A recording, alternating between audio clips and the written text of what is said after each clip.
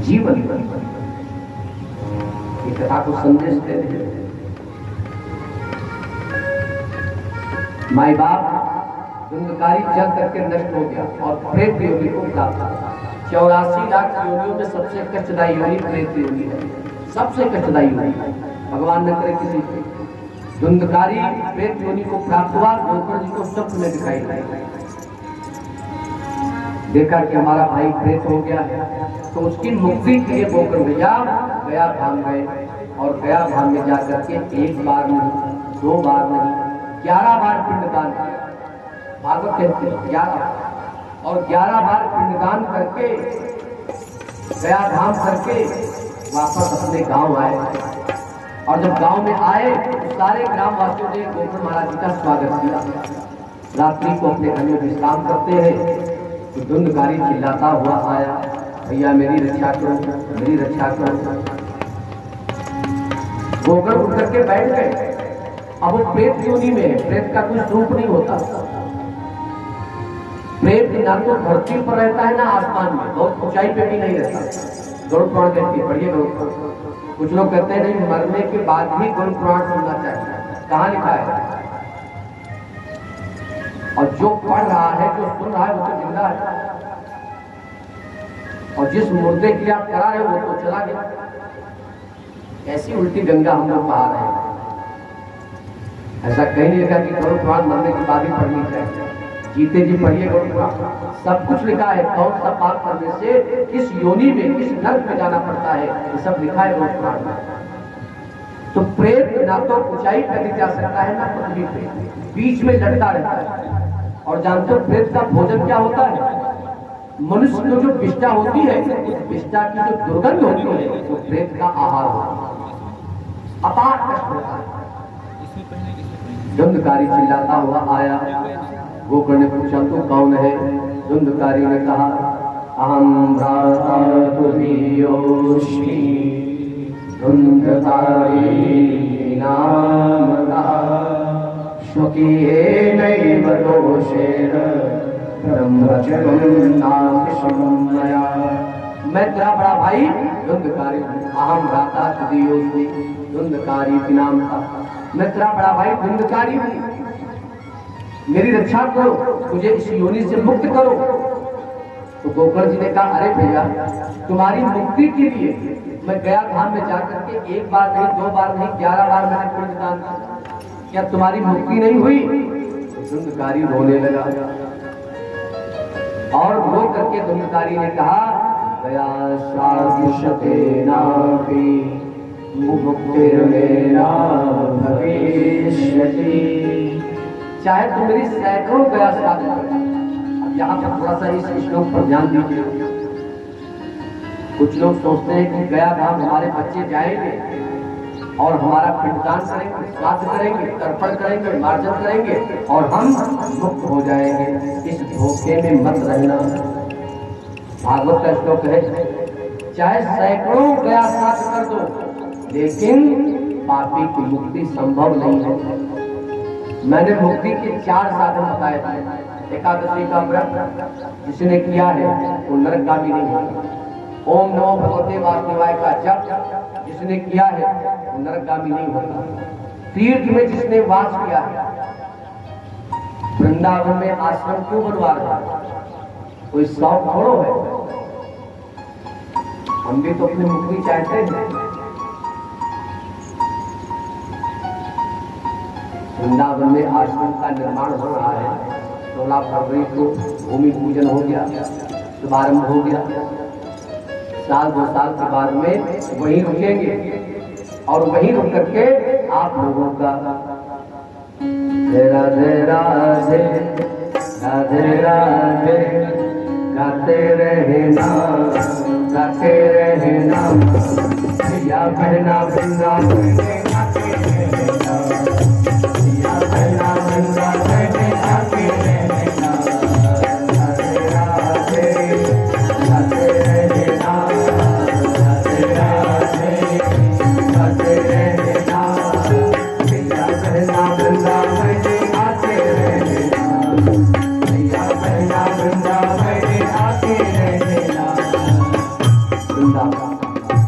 तीर्थ में जो व्यक्ति वास करता है वो नरकगामी नहीं होता, उसे मुक्ति मिलती है। अब देखिए, कहना हमारा काम है, करना न करना आपका काम है। तैयारी सबको करनी चाहिए। हम भी इन सब चीजों से मुक्त नहीं है, हमें भी तो मुक्ति चाहिए। कहने से पहले करने का प्रयास करना चाहिए। तो चाहे मेरी सैकड़ों गया से भाई गया धाम करने के बाद में आदमी भागवत कथा क्यों सुनता है? यही मूल कारण है। केवल गया श्राद्ध पिंडदान करने से मुक्ति नहीं होगी। मुक्ति आपके पितरों को तभी मिलेगी जब गया श्राद्ध पिंडदान करने के पश्चात में आप किसी श्रेष्ठ ब्राह्मण को बुला करके श्रीमद् भागवत महापुराण का आयोजन करोगे। 7 दिन कथा को श्रवण करोगे और 7वें दिन कथा को श्रवण करके सुंदर दिव्य पूर्णावती हवन और ब्रह्म भोज का आयोजन। ये विधि है। गया करने के पश्चात में भागवत कथा जरूर सुननी चाहिए, तभी मुक्ति संभव है। क्योंकि पिंड दान श्राद्ध करने से पितरों को मुक्ति नहीं, थोड़ी देर के लिए शांति मिलती। क्या करें? आज गोबर जी भैया से कहते हैं, बड़े भैया मैंने तुम्हें कैसा समझाया, कितना समझाया, लेकिन तुमने मेरी एक भी बात नहीं मानी। कैसा सुंदर जन्म तुमको हीरा मिला, कैसा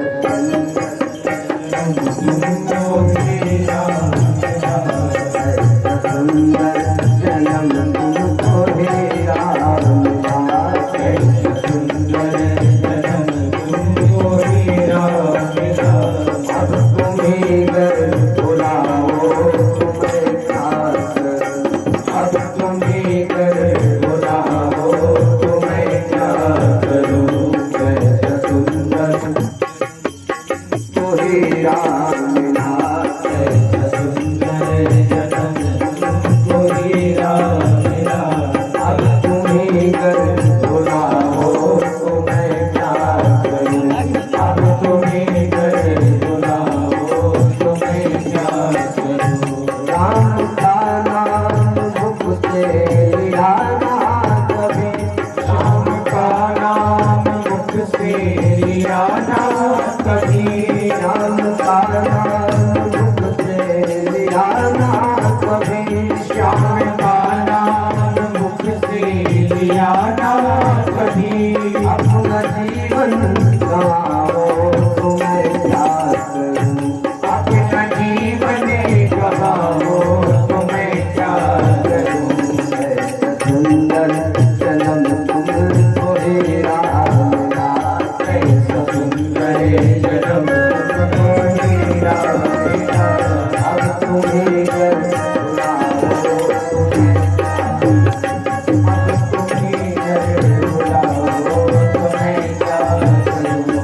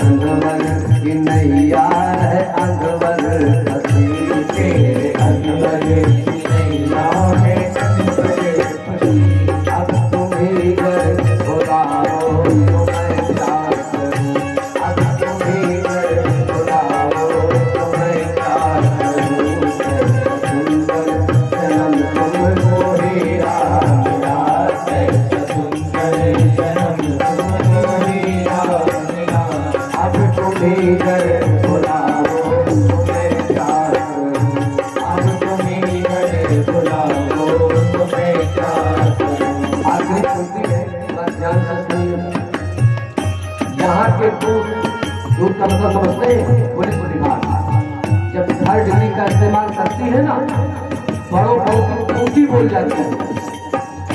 आदमी को जो नहीं कबूल करना वो भी कबूल कर लेता है, जो किया है जो उसको कबूल ही करता है, जो नहीं किया वो भी कबूल कर लेता है। सोचिए यहाँ तो खाली दूध है और वहां के जब दूध है, विचार करिए क्या होगा आपका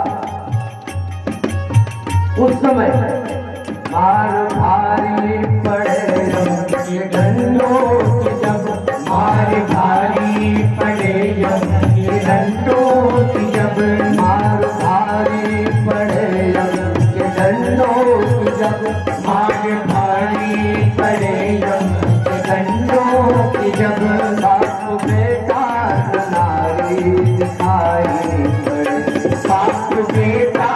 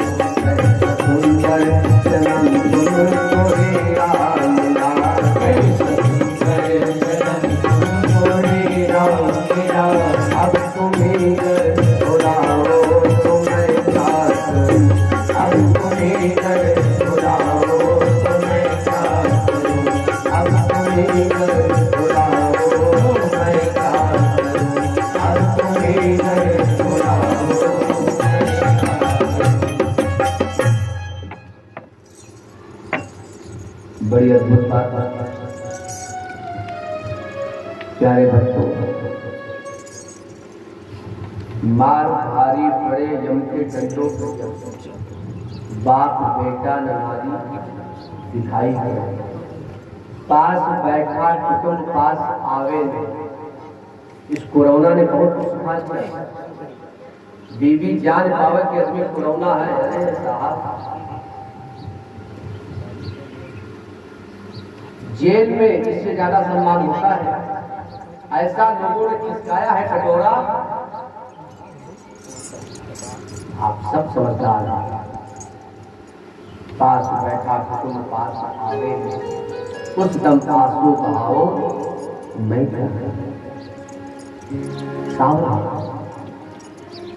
गोकर्ण जी ने समझाया। धुंधकारी ने कहा भैया अब तो गलती हो गई, अब क्या क्या कैसे मेरा कल्याण होगा। गोकर्ण जी ने कहा सूर्य भगवान से, अपने इष्ट देवता से पूछता हूँ, अभी तुम जाओ। धुंधकारी चला गया। दूसरे प्रातःकालीन सूर्य भगवान का गोकर्ण जी महाराज ने आवाहन किया। सूर्य भगवान साक्षात प्रकट हो गए, और जब सूर्य भगवान साक्षात प्रकट हो गए, अपने इष्ट को देख करके गोकर्ण जी महाराज काहिनाथ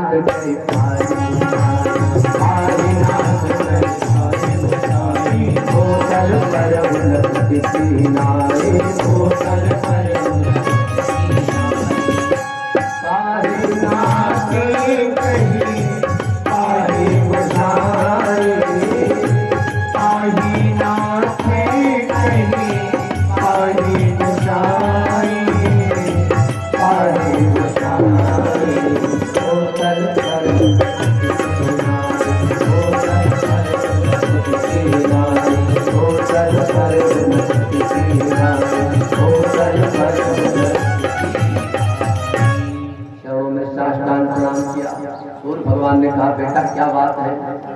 गोकर्ण जी ने सारी बात अपने इष्ट देवता सूर्य भगवान को बताई।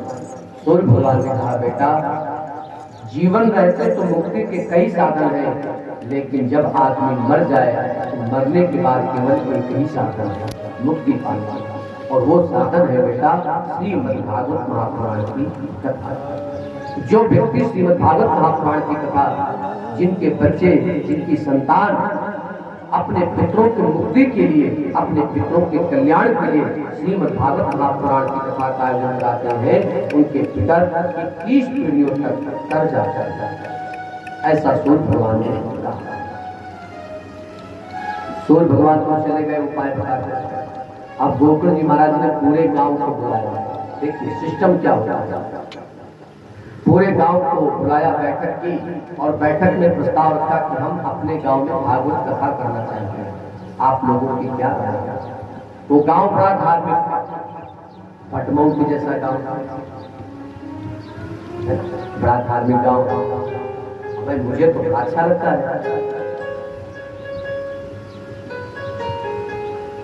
बड़ा धार्मिक गांव था। देखिए जो बुराई में भी अच्छाई देखे वही संत। सारे गांव के लोगों ने सहमति प्रदान की। सारे गांव के लोग, अरे गोकर्ण भैया आप कथा करिए, हम सब आपके साथ हैं। भगवान की कथा है, इससे केवल मेरे परिवार का नहीं बल्कि संपूर्ण गांव समाज का कल्याण होगा, संपूर्ण क्षेत्र का कल्याण होगा। आप कथा कीजिए। और सारे ग्रामवासियों ने सहयोग प्रदान किया। लिखा है भागवत में, पढ़ के देख लीजिएगा। सारे ग्रामवासियों, कभी भी कथा किसी की पर्सनल संपत्ति नहीं है। भगवान की कथा किसी की पर्सनल संपत्ति नहीं है ना, क्योंकि भगवान सभी के हैं, और जब भगवान सभी के हैं भगवान की कथा भी सभी की। किसी ने पंडाल की व्यवस्था की, किसी ने पूजन की, किसी ने बैठने की, किसी ने प्रसाद। गोकर्ण जी महाराज जी वक्ता बने और धुंधकारी को भी श्रोता बना। धुंधकारी चिल्लाता हुआ आया, भैया मेरे लिए इतना बड़ा आयोजन कर रहे हो कथा का और आपने मुझे बुलाया नहीं। तो गोकर्ण जी महाराज जी कहते हैं कि भगवान की कथा में, भगवान के कार्य में, धर्म के कार्य में, धर्म के आयोजन में बुलाने का इंतजार नहीं करना चाहिए। बिहारी जी की महफिल को बिहारी जी ही सजाते हैं। बिहारी जी की महफिल को बिहारी जी ही सजाते हैं, और कथा में वही लोग आते हैं जिनको बिहारी जी बुला रहे हैं। कथा में वही लोग आते हैं जिनको बिहारी जी बुलाते हैं। सबके नसीब की बात कहाँ है। आप दुकाई ने कहा मैं बैठू कहूँ, मैं वो प्रेत था, जमीन पर बैठ नहीं सकता था, कहाँ बैठू। इसलिए एक बुजुर्ग ने 7 गांठ का बांस ले आए और 7 गांठ का बांस मध्य सभा में लगा दिया, और उस बांस के छिद्र में धुंधकारी बैठ गया और कथा श्रवण करने लगा। गोकर्ण महाराज जी ने जय जय राम कथा, ओ जय श्री राम कथा,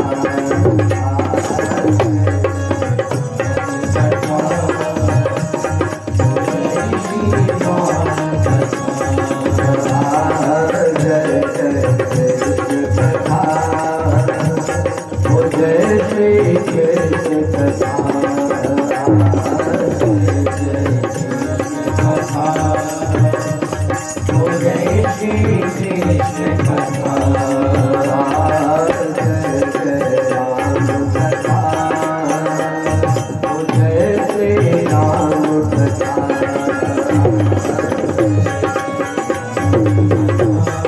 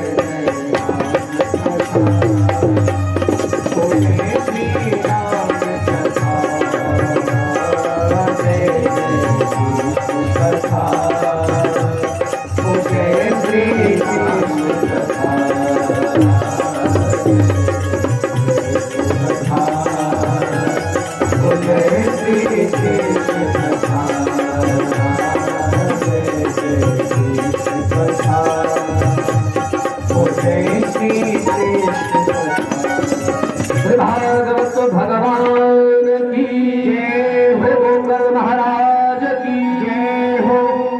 कथा प्रारंभ। गोकर जी ने कथा सुनाना प्रारंभ किया।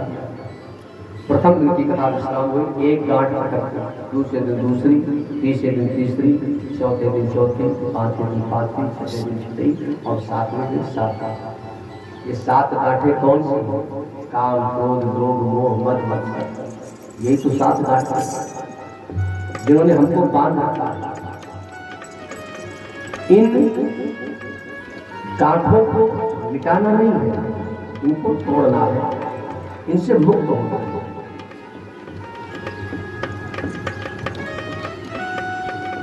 सात गांठों का वो बांस 7 दिन की कथा में एक एक गांठ उल्टी सहारा। 7वें दिन धूमकारी सुंदर भगवान नारायण स्वरूप चतुर्भुज भागवत कहते। सूर्य जी महाराज जी कहते हैं, जो व्यक्ति, जो मानव भगवान की परम अमृतमयी, भावमयी, श्रद्धामयी, गरिमामयी, रसमयी भागवत कथा को श्रवण कर लेता है, भगवान उसे अपना स्वरूप प्रदान करता है। सोई जाने यही देव जनाई और जानत तुम्हें भगवान ने अपना स्वरूप प्रदान किया धुंधकारी। जैसे धुंधकारी ने गोकर्ण महाराज जी को देखा, दौड़ करके गोकर्ण को प्रणाम करने के लिए आगे बढ़े। धुंधकारी गोकर्ण भैया के आंखों में आंसू भर आया। नहीं बड़े भैया, आप बड़े हैं, पिता के समान हैं, ये अधिकार मुझसे मत छीनिए, मैं छोटा हूँ। और गोकर्ण जी व्यास नदी से उतर करके धुंधकारी के चरणों में प्रणाम करते हैं। धन्य है पिता, धन्य है भाई, भाई भाई का स्नेह। आज गोकर्ण जी ने व्यासपीठ को छोड़ करके बड़े भाई को प्रणाम किया। 2 विमान आए, एक विमान गोकर्ण के लिए और एक विमान धुंधकारी के लिए। हजारों श्रोताओं ने कथा सुनी, सब आपस में झगड़ा करने लगे, मेरे लिए विमान क्यों नहीं आया, मुझे भी भगवान के यहाँ जाना है।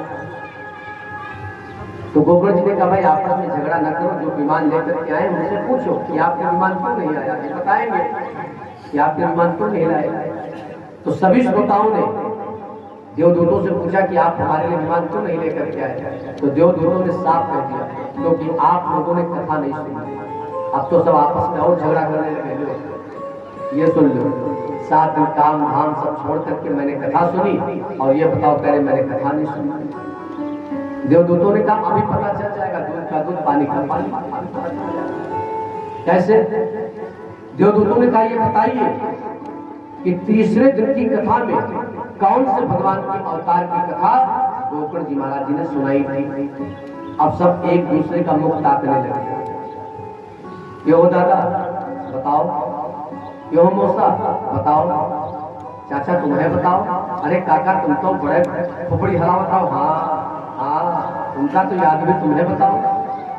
न काका, न दुआ, न दादा, न मौसा, किसी को याद नहीं है। तो देवदूतों ने कहा, जब आपने कथा सुनी है तो आपको याद क्यों नहीं है, आप बताइए ना। तो बेचारे बुजुर्ग थे, शर्मा करके बोले, अरे भैया शरीर से तो मैं कथा में बैठा था, लेकिन मन लाही काट रहा था। लाही खेत में सूख रही है, उसको काटना है, कैसे लेवल की व्यवस्था होगी, कैसे क्या व्यवस्था होगा। मन के हारे हार है और मन के जीते जीत। शरीर से बैठने से कुछ फायदा नहीं, जब तक मन नहीं लगाओगे। और जहां मन लग गया ना, शरीर अपने आप पहुंच जाएगा, और जब तन पहुंच जाएगा तो धन तो अपने आप वहां पर लग जाएगा। इसलिए सबसे जरूरी क्या है? भगवान ने कहा, अरे निर्मल मन सो मोहि पावा,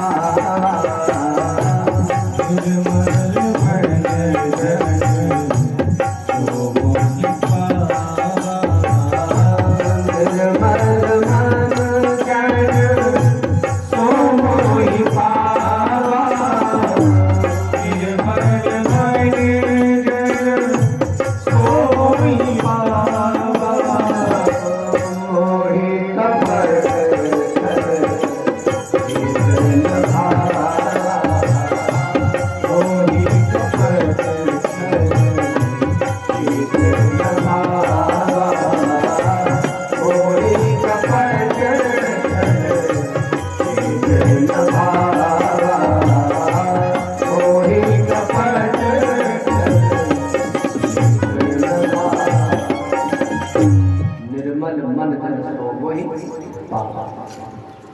हजारों श्रोताओं ने प्रार्थना की गोकुल भैया से इस बार गलती हो गई, अब गलती नहीं करेंगे। सब बात ठीक है गोकुल भैया, आपको जाने नहीं देंगे। सरकारी भैया जाए भगवान के यहाँ, देवलोक को जाए, स्वर्ग को जाए, आपको नहीं जाने देंगे। क्यों भाई नहीं जाने देंगे? दो विमान आए हैं, हमको भी जाने दो। तो सारे श्रोताओं ने आंखों में आंसू भर करके कहा इस बार हम गलती नहीं करेंगे, एक बार मुझे मौका और दीजिए और इस बार मुझे कथा फिर से सुनाइए। और इस बार हम लोग मनसा वाचा और कर्मणा कथा 3 प्रकार से सुनना चाहिए। मन से, वाचा माने वाणी और कर्मणा माने शरीर। मन से, वाणी से और शरीर से। देखिए कोई भजन गुनगुनाया जाए, थोड़ा सा अपने मुख को भी कष्ट दिया जाए, गाया करो साथ और ताली सेवा करो। जो भगत होते हैं ना, वो पता नहीं अपने आप को रोक नहीं पाता, उनके पैर अपने आप थिरकने लगते अपने आप। भगवान को प्राप्त करने की 3 सीढ़ियां हैं। 3 सीढ़ियां भागवत में बताई गई। पहली सीढ़ी जब कथा होती है और जब व्यासपीठ से कोई भजन गुनगुनाया जाए और आपकी वाणी अपने आप बोलने लगे, कथावाचक के कहने से नहीं, अपने आप गुनगुनाने लगे भगवान का भजन, तो समझ लेना आपने पहली सीढ़ी पार कर दी। दूसरी सीढ़ी कोई ऐसा उत्सव आए, आपके हाथ आपके पैर अपने आप थिरकने लगे, आप अपने आप को रोक ना पाए भगवान के प्रेम में, भक्ति प्रेम में, और आप नाचने लगे, समझ लेना आपने दूसरी सीढ़ी पार कर। और तीसरी सीढ़ी कोई ऐसा प्रसंग आए और आपकी आंखों में आंसू भर आए, आपकी आंखें सजल हो जाए, तो समझ लेना कि आपने भगवान को प्राप्त करने की तीसरी सीढ़ी पार कर। तीसरी सीढ़ी 3 ही सीढ़ियां हैं और 3 ही भागवत कथा सुनने की विधि इसमें बताई गई है, बहुत विस्तार से बताई गई है। आज इस कलिकाल में, इस आधुनिकता के दौर में भागवत महापुराण की जो विधि बताई गई है, उस विधि के अनुसार ना कोई वक्ता कथा कह पाएगा और ना कोई श्रोता कथा सुन पाएगा। बहुत कठिन है। लोगों ने कहा फिर इसका उपचार क्या है, इस समस्या का समाधान क्या है? तो क्या कथा का फल नहीं मिलेगा? महापुरुषों ने कहा बिल्कुल मिलेगा। केवल 3 नियमों का पालन कर लिया जाए तो कथा का फल निश्चित मिलेगा। 3 नियमों का, और ये 3 नियम कोई कठिन नियम नहीं है, आसानी से किए जा सकते हैं। पहला नियम, 7 दिन की कथा है और 7 दिन जब आप कथा सुने तो आपका आसन पवित्र होना चाहिए। आसन का मतलब ये नहीं जब आप बैठे, आसन का मतलब है ब्रह्मचर्य का पालन। 7 दिन ब्रह्मचर्य का पालन आसन का। दूसरा नियम, वसन, कथा में आए तो अच्छे कपड़े पहन करके आए, साफ सुथरे धुले हुए और थोड़ा ठीक ठाक होकर के आए, भगवान को भी लगे यहाँ कोई श्रोता आया है। ग्रामीण समाज में हम देखते हैं कि जैसे घर में बैठे वैसे चले आ रहे हैं। शहरों में देखिए, शहरों में देखिए श्रोता लोग आते हैं, पढ़ता है जैसे वस्त्र, अच्छे कपड़े पहन करके, अच्छे वस्त्र पहन करके, थोड़ा ठीक ठाक वस्त्र। और तीसरा व्यसन, थोड़ा खान पीन शुद्ध रखें, सात्विक भोजन करें और कम खाएं। आज आप लोगों को पता चल गया होगा कि मैं क्यों कम खाता हूं। कागचेष्टा पकोध्यान स्वान निद्रा तथैव अल्पाहारी ग्रहणलक्ष्मी विद्यार्थी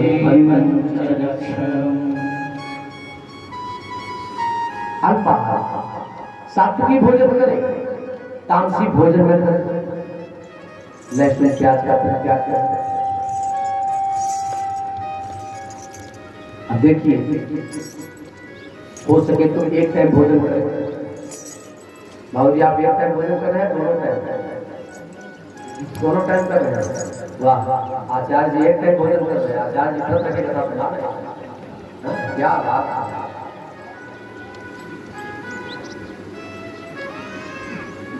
व्यास जी व्रत रह के कथा सुना रहे हैं और जजमान जी हमारे क्या बात है, चकाचक है। एक है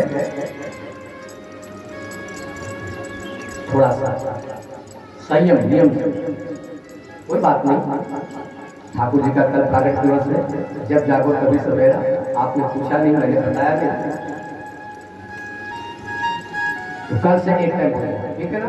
बाकी कल से मेरी आदत है, आपको कष्ट हो अभी कहा नहीं। हाँ ठीक आज से है ना, एक टाइम भोजन, मैं एक टाइम भोजन लेता हूँ, बैठने में दिक्कत नहीं होगी, असुविधा नहीं होगी, और भगवान को लगेगा। देखिए आप परमात्मा के लिए क्या त्याग कर रहे हैं, आप क्या बलिदान कर रहे हैं, आप भगवान को क्या समर्पित कर रहे हैं, अपने संयम अपने नियम भगवान को समर्पित कर रहे हैं। देखिए मैं तो ठाकुर जी से कहता हूँ, जहाँ ले चलोगे वही मैं चलूं।